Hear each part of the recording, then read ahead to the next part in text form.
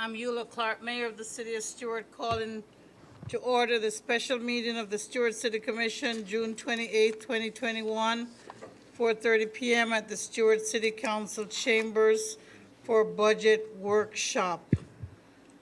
Clerk, would you please call the roll? Mayor Clark, Yes? Vice Mayor Matheson, Here. Commissioner Bruner, Here. Commissioner McDonald, Here. Commissioner Meyer. Here. Let us all stand for the Pledge of Allegiance, led by Vice Mayor Matheson. Thank you. I pledge allegiance to the flag of the United States of America and to the republic for which it stands, one nation, under God, indivisible, with liberty and justice for all. Thank you. Today is our budget workshop, and we're going to be looking at fiscal year 2022. This is the first of a series of budget workshops so that we can plan coming towards the summer. And we have our finance director, Mr. Jolie Baglioli, to make a presentation. I just want to say I love the quote. Yeah. The manager and I have done this a couple times now. He has a good rhythm of jumping in when he wants to, so if he does, please feel free to, boss. Welcome today. Thank you for the invitation to put this on. This is budget workshop number 1. Today we will not be discussing much detail. What we're talking about here is literally what we know, what we don't know, and what we're still guessing at. But we will be able to do some stuff. Now, in typical, the manager writes that I procrastinate a lot and I always try to hide the numbers until the last minute, like it's some big reveal. But this actually came exactly what I'm always saying. I had to load this into the agenda system for you so that you'd have it, and it changed Friday afternoon about 3:30. So today's presentation is going to have the slides that you got in your presentation plus the updated slide right behind each one. So we'll talk about what changed Friday afternoon. First, to echo what happened last year, and I checked this today at about 3:15 p.m., it still says that the state of Florida is expecting to post the revenues that they control and calculate and distribute to the local governments. It still says expected late June to mid-July. Last year, we know from experience that it was actually late July when they wound up getting it out. As everyone else, I don't know if they're still using COVID as an explanation or excuse, but that is where it is. So those revenues, and I think last year we illustrated how important those particular 3 revenues are to the city of Stuart, whereas they're not as particularly important to some of our other local governments. To us, they are significant numbers to us in the budget. So at the moment, what the manager is going through includes either a model that we've projected in finance or status quo of last year. Now, this was the slide as it came originally, was the ad valorem revenue, currently based on the June 1st preliminary values. At that time, they told us it was $2.3 billion, and at 5 mils, that was $11,077,143. Trim requires us to budget at least 95%. And we always do that. There's always that's one of the rabbits in the finance hat is maybe I could do 95.5% just for budget fun, but that's really not a good practice to follow. That generated a 5.6% increase over budgeted numbers. Now, as I say every year, there is the DR 422, which was the final number after value adjustment board and everything else met. So sometimes there's a discrepancy in the newspaper as to what the property appraiser will say the property value increase was. But they're comparing this year's DR 420 to last year's final. But we are talking budget to budget. So last year's 420 to this year's 420. It's what we are required by law to budget. And then also net of the increase to the CRA payment. So the CRA value went up about 19% in the preliminary numbers that came out around June 1st. So I net our increase to general fund by what we owe to the CRA in addition. However, first time, I can tell you this must be Jenny over there in the property appraiser seat now. For the first time ever, we got the certified value on Friday, June 25th. So we've never gotten that number this early.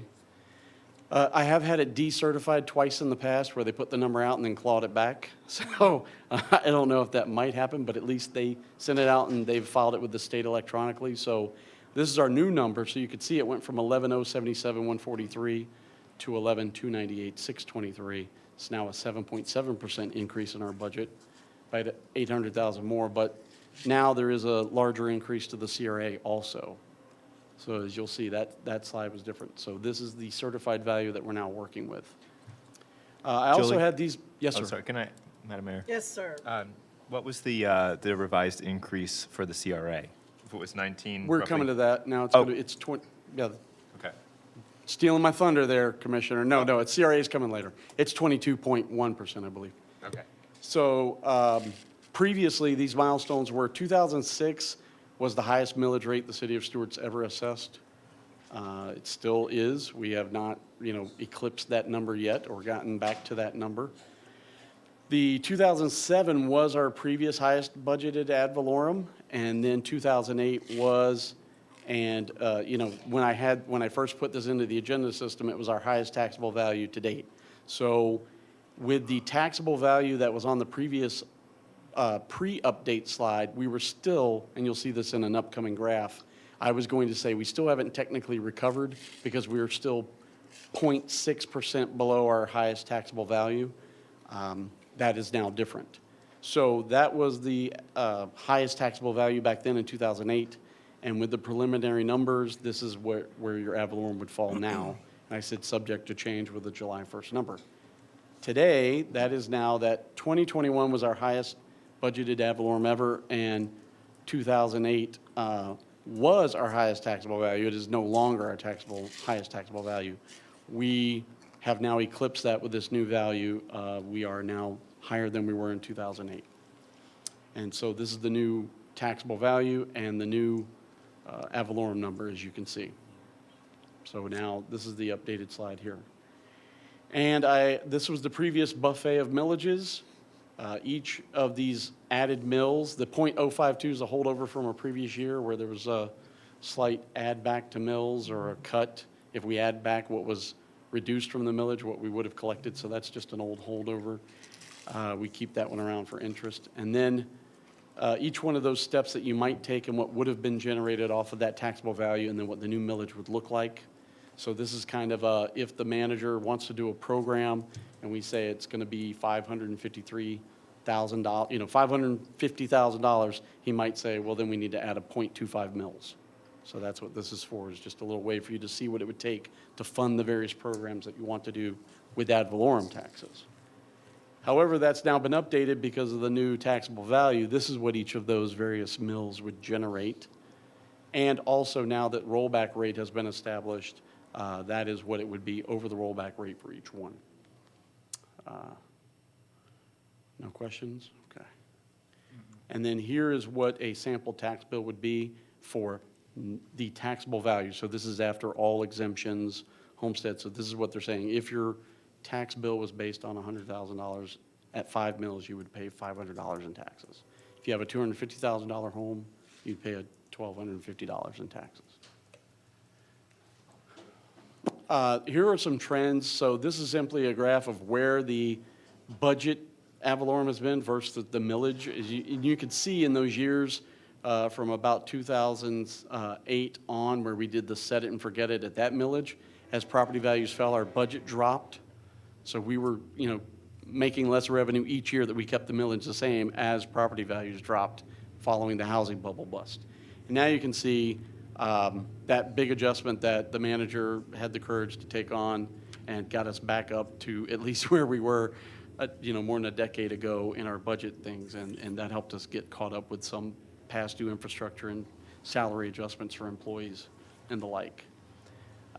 These graphs have all changed as well, but to move the needle takes a lot, so I didn't really update each one of these graphs. This is the one showing where we were versus rollback and how we took millages that were below the rollback when rollback was an increase, but we didn't advertise tax cuts.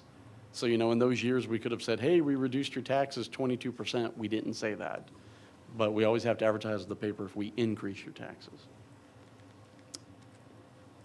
This is our our taxable values versus our budgeted revenues. You could see in those years where we had a greatly reduced millage rate, we missed out on that taxable value. You would like it more as it is now on this end, where there's just a slight piece of blue taxable value above the budget amount. So you're just following your taxable value and living off the increment, not really increasing taxes, but as property values increase, allowing yourself to live off the increment. Very similar to the CRA TIF. As the value of the CRA goes up, they collect that additional tax increment, and that's how they fund the CRA programs. You would really like your general fund to do the same thing. And then this is the, so the other day, when the original slide was loaded, this says that we were still 0.6% below our highest value. That graph has now been updated, as you can see. The slight move there in the line says that we have actually passed that point, and we're now 1.42% above what our previous highest taxable value was. So I would announce that we have recovered, finally. And then this was this slide where that high point, our current taxable value, is just a smidge below it. Now the updated slide shows us slightly above it. There you go. So we have finally gotten just a little past where we were in 2008. Okay. Yeah. Here we are. This was the ad valorem from back then. Even though the value was higher, that millage rate back then times that rate generated $10 million. Today, the 5 mills on this taxable rate generated this with the June 1st. It is now that. You'll see the slight change in the graph there. So that's the difference. And then this is the difference between those increase, decrease. So this is what it says, keeping your millage at 5 now. This is what the increase or decrease is over the previous rates. And so as well as rollback. So now we're only 3.73% increase by keeping the millage at 5. Now on to the commissioner. This is the June 1st. This was the slide the other day. The June 1st preliminary values and current millages. So if we kept using what they had put out for the June 1st numbers, there was an increment of $274,158,319 in Stuart, and then $273,746,664 in the county. That's because the county has an exemption that we do not. So our taxable value is always slightly higher in the TIF than theirs. And then us at 5 mills and them at their previous millage adopted of 6.7618 mills generated $1.3 million from us, $1.7 million from them. And that was going to be $3,067,21, or a 19% increase.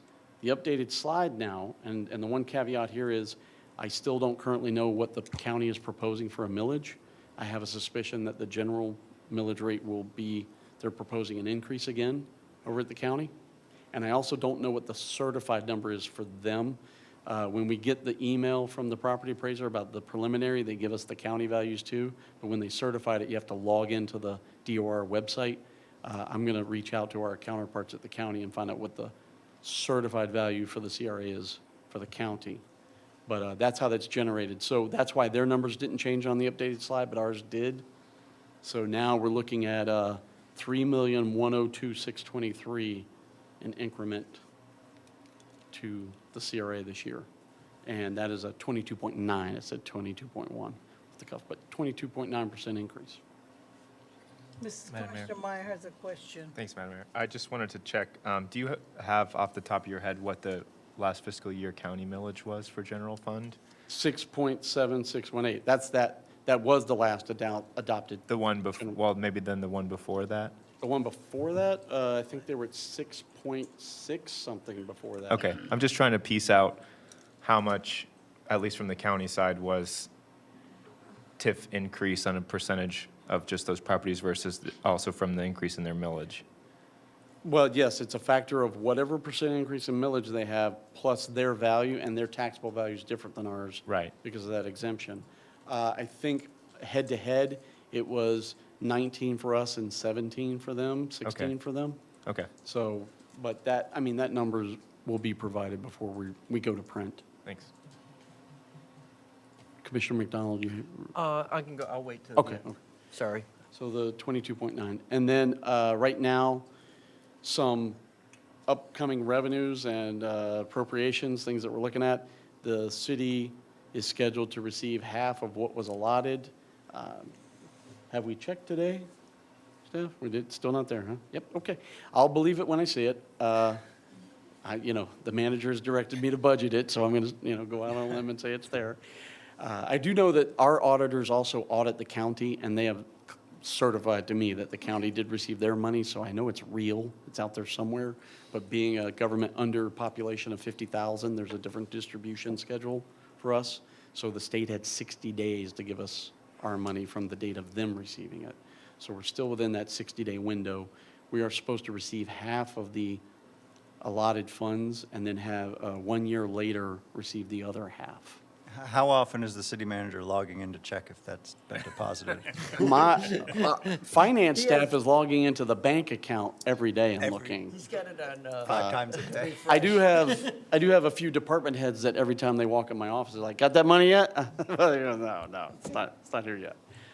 But no, so we are in fact still awaiting the receipt of those funds. And then the state appropriations that we have most generously been granted, we haven't done the work yet. Those are reimbursable. So we won't receive those funds ahead of time. But when that work is done, we will submit for reimbursement against those appropriations. Some expenditure changes. The FRS changes are finalized and adopted. There was about an average 7% increase in the FRS rates. Those are mandated by statute. The city does participate in FRS. That equated to about $229,000 across the city, and 192 of that to general fund. Public safety went up a small smidge. General class went up even smaller increase. There were other increases in elected officials and some drop, even the drop rate went up for FRS. Now, the big one was our property casualty liability workers' comp insurance, this 22% increase. Now, that's a 22% increase to the city of Stuart. We participate in the Tri-County Risk Pool with Martin County, City of Port St. Lucie, and St. Lucie County. All 4 entities received an increase. It's just, to us, it was a 22% increase because of our size. That included some funding to the retained earnings of TRICO as well, the fund balance of that fund that we participate in to help cover claims. The carriers their cyber insurance was a big one. They almost didn't renew our cyber insurance because all the members are required to participate in the 2FA or multi-factor authentication. So you have to have a code number and your password, or your fingerprint and your password. So the carriers are saying, we're not even going to give you cyber insurance if you're not doing this at your local government, which the city of Stuart is. And they sold us less coverage for more money, so we actually purchased an additional side policy that does now cover those things such as ransomware, which our previous coverage did not. So that was a high increase, but then also the property insurance was an increase. The terms that they use in the insurance world, they wrote the book higher because of what they called civic activities around the nation have impacted the insurance carriers. Civic activity. Civic activities is the term that was Riots. used. Yes. oh, we So, don't have to have riots anymore, we've got a new law. right. Unfortunately, the claims filed by others across the nation affect the carrier that's going against insurance here. So the whole insurance industry has gone up because of that.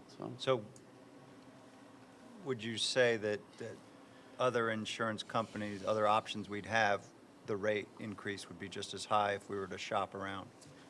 I had contacted one group in particular that was recommended previously, and prior to this past year of COVID and civic activities was more expensive than what we currently pay for similar coverage.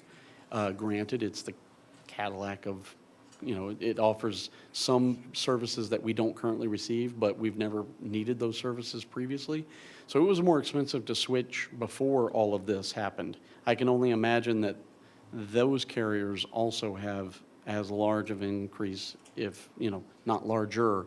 I know that one carrier in particular, most of the local governments that we saw in the paper had paid the ransomware for the cyber attacks was carried by the same coverage, by the same provider. So I know that they took a number of hits. And so, the talk from Relation Insurance, who manages the TRICO pool, is that many of the carriers they're getting out of the business. Like, they're not even quoting cyber, and property is almost impossible to get. So between the additions of assets to our books, as well as, the ongoing national phenomenon, there was an increase to all the participants of the pool. I serve at the discretion of the manager and the board, so, I mean, if you ever wanted us to look, we would, but the last time I was directed to look, it wasn't financially smart to switch at that time. Was that FMIT? Carrier by the Florida League, yes, sir.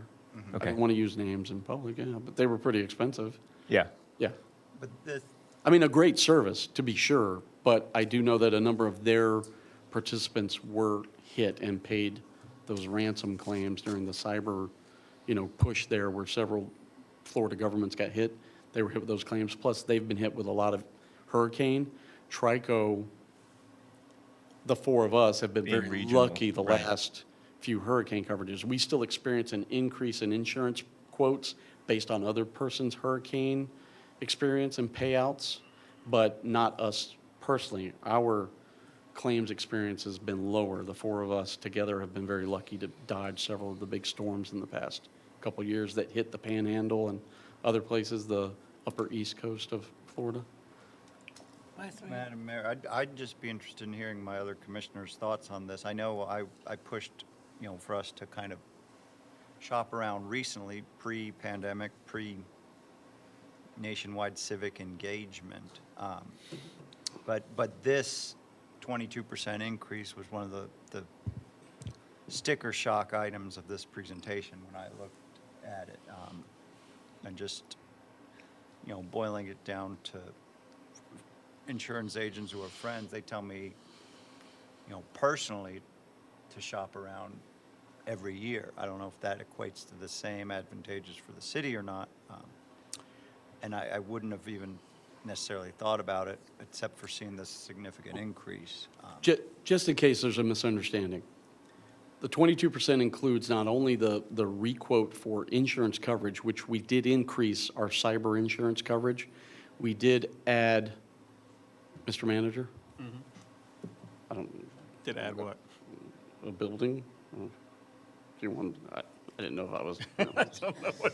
We added courthouse commons onto the Oh, city's yeah, yeah, yeah. assets. Sorry. So adding a $7 million building into our policy, okay? So I mean, we added a $7 million building. We bought cyber insurance after being hacked, which is an experience quote, and, bought additional insurance, and the insurance went up. We are not buying one single carrier. So similar to the league where they shop different policies, Relation Insurance does that same function for TRICO. So we actually change the underlying carriers based on who quotes us the best price. So we're not with the same insurance company every year. TRICO gets policies from different carriers. So we have a different cyber carrier than we did previously. We picked up a different auto insurance than we did previously. So, I mean, they shop our pool around, and that's what the buying power of having the four governments together does. Someone like the league has more than four governments, and they try to get a bigger thing, but that also expands your Liability. experience and your liability. So it's not that we haven't gone out and shopped insurance carriers. Relation performs that for the TRICO group. So yes, each year the renewal quote may be, oh, we're with Hartford this year. Oh, Hartford was too expensive. We went with Lloyd's instead. So there is every year Relation does a quote and a new shopping of the insurance market to replenish the insurance carriers of the four governments that participate in the pool. So that 22% covers expanded coverage. Expanded From coverage, prior plus, years, as I said, plus that- it was time for us to pay some money into the fund balance of the pool itself for other claims that have been paid out in the past. The city of Stuart, we've had some claims on the workers' comp side. We've had some liability claims ourselves.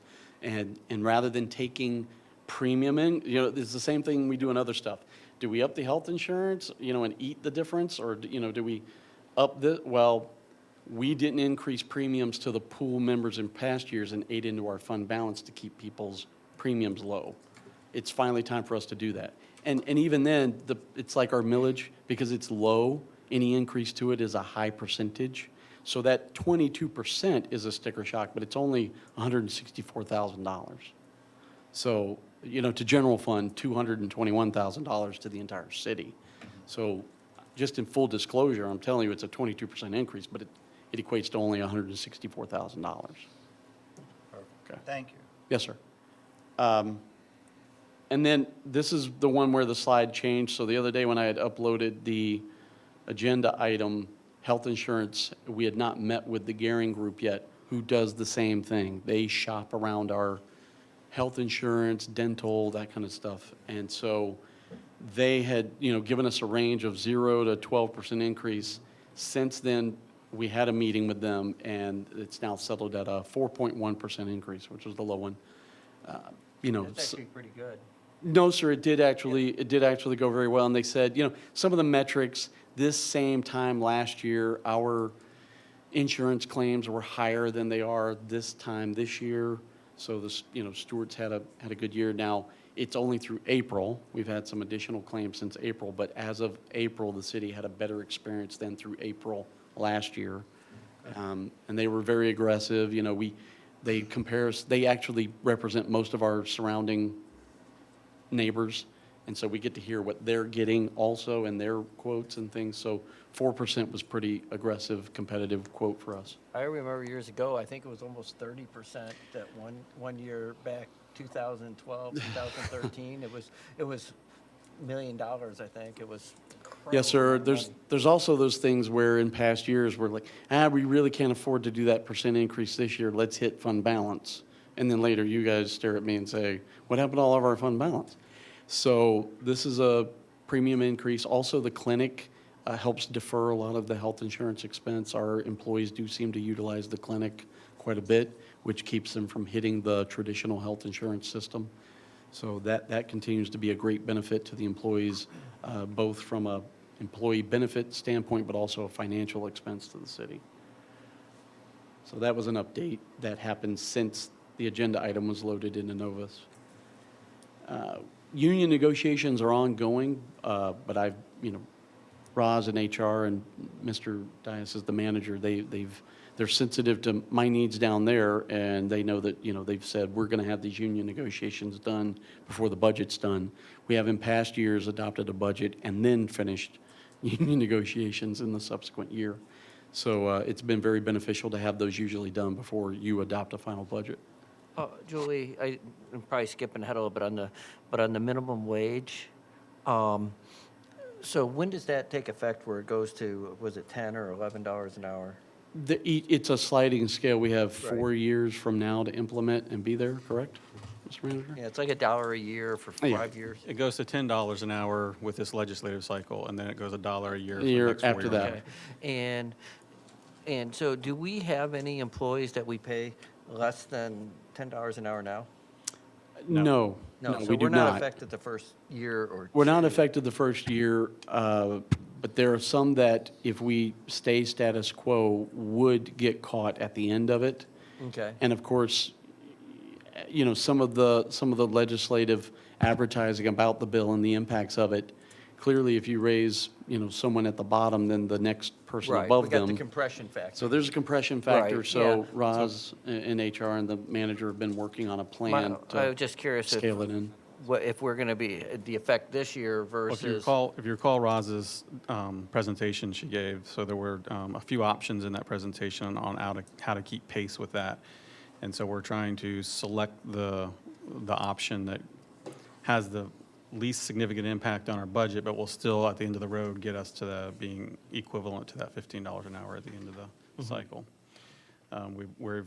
She just recently gave me the list of employees who are in the $12 range. And so we're looking at those and making an effort to any new employees coming on to keep them higher, not that below them, not starting at the lowest possible range, but at the next best spot without causing a conflict with someone who's Right. already been here Well, for a at while. some point, we're going to have to look at our whole pay structure. We did that That 2 was- years ago. Right, Point. but that was before the minimum wage increase. Yeah, Yeah. we did that 2 years ago, and then last year was the last piece of implementation of the previous pay point analysis.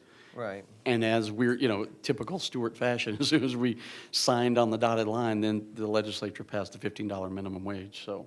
But if we do this as Roz explained, it still stays in line with our pay point because all of the ranges will be moving at the same time to keep the equity there. Okay, thank you. Yes, sir. Like I said, I just calc the numbers. The manager, he will tell us what we're doing. And then expansion of fire service, Mr. Manager, you would speak to I've been this. speaking with each of you about that, and I've had a meeting with the county recently about expansion of our fire services to mainly service the north of the bridge, which currently, through an interlocal agreement, the county has been servicing. But most recently, there's been some discussion about them feeling they're over-serving the city boundaries. And so for those reasons, we've been looking at expanding our fire services, which would include a third station and additional firefighter paramedics to service our city north. Yes, sir. With that, are we still going to need to, or will we need to do our own dispatch for fire at that point? We're not going to jump into the dispatch immediately. Hopefully, I know that the county administrator was talking about leaving or moving those services back into the general fund, so that we wouldn't have to pay the county if they were coming out of the general fund for their dispatch. But operationally wise, as we get down the road with this, and so the ultimate goal is for the city to serve the city. And so operationally wise, when we get down the road and get the firefighters and so forth on board and evaluate where we are with those calls for service, at that time, we'll determine the dispatch. If we have dispatch, that, I'm not thinking about north of the bridge, though. We do have at least one assisted living north of the bridge, but would there be more opportunities to pick up ambulance fees? That if we were doing our dispatch, being dispatched to us versus being dispatched to the county? Well, if we change the ILA and we go the way that we've been discussing, where the city's going to handle the city's jurisdiction, the county's going to handle the county jurisdiction, all of our resources would be used up prior to calling in a county unit. So we wouldn't be sending a city unit out somewhere far in the county and then having a county unit, 2 or 3 county units having to come to the city to work our calls because we were unavailable. So we would be picking up it all gives and takes on what type of call it is. Right. So if our call majority that we're picking up are medical calls, then the answer to that is yes. But if we were going out to the county for a fire call because we didn't get any ambulance fees off of a fire call, then yes, we would be picking up more ambulance or Yeah. more fees from I've ambulance. just recently, I saw our trucks out past Cove Road on Cantor Highway, and I don't think it was an ambulance call. Yeah.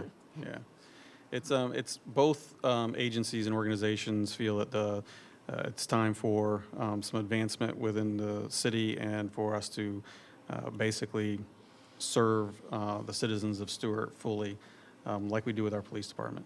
I agree with that.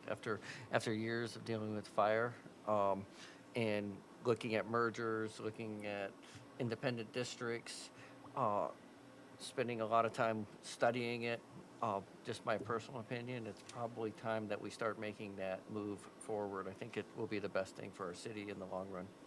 You're gonna need to increase the millage. So that's part of the cost. I'm not sure, are you going to talk about how far out of budget we are?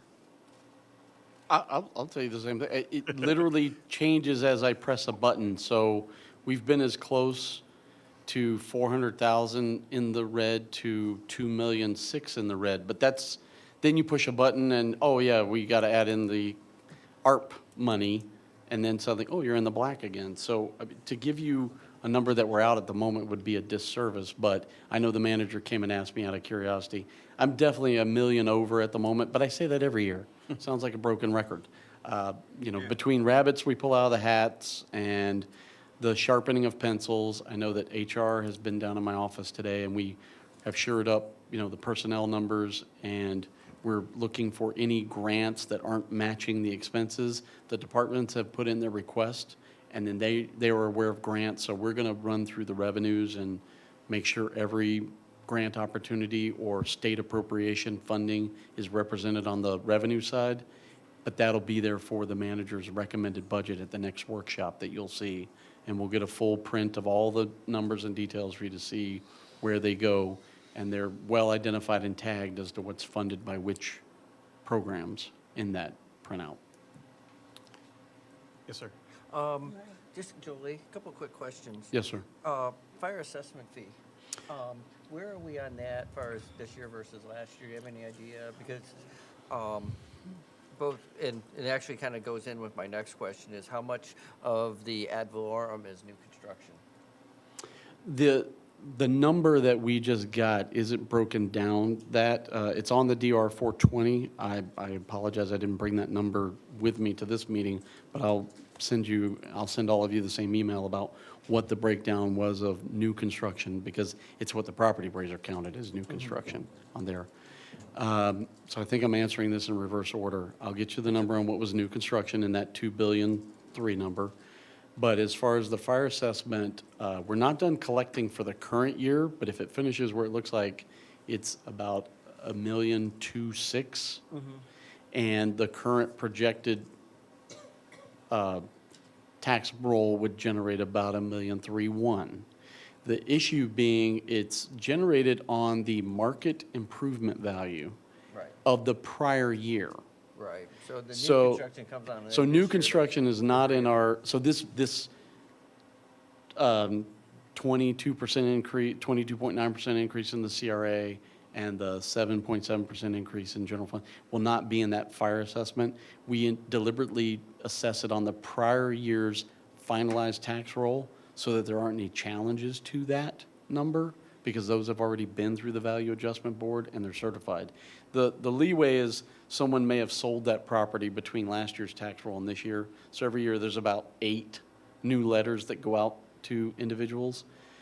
The way that it was originally assessed was in 2014, we wanted to recoup about 30% of the fire department cost, not the EMS service, just the fire.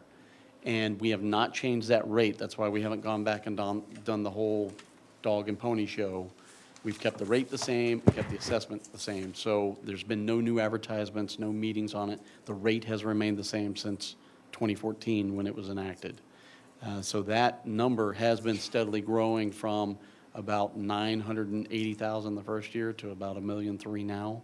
So it's been keeping pace. But that market improvement value is a tucked away number on the property appraiser site. It's not your taxable value, it's the market improvement value. And that number can swing, varied. There's another issue I've been hearing about as far as the property appraiser. Properties that have been sold, but for whatever reason are not, the property appraiser has not put them into their system yet. Property's been sold several months ago.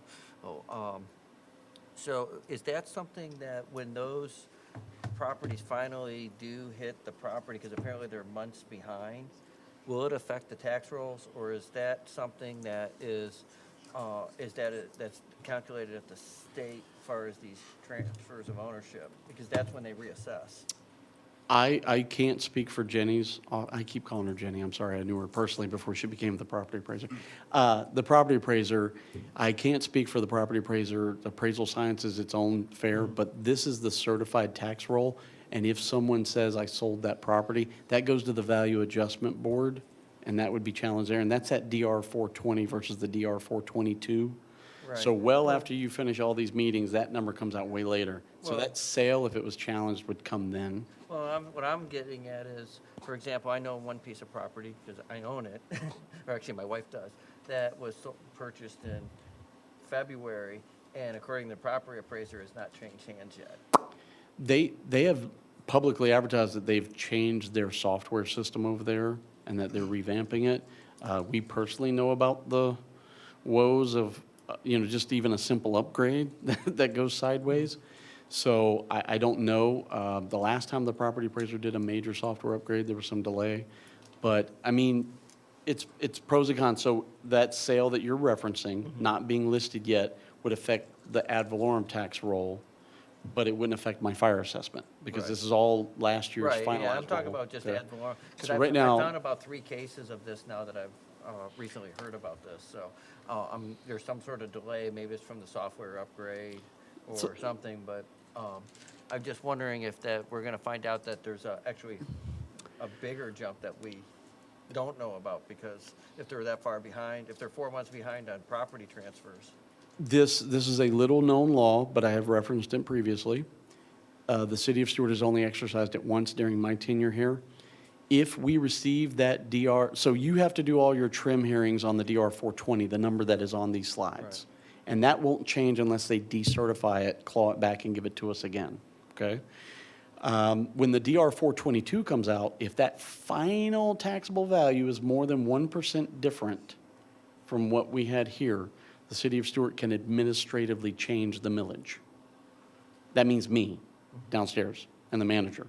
We only did that once. Dottie Zaharico and I changed the millage that the city had adopted at their public meetings administratively because the DR 422 came in so different from what we had budgeted.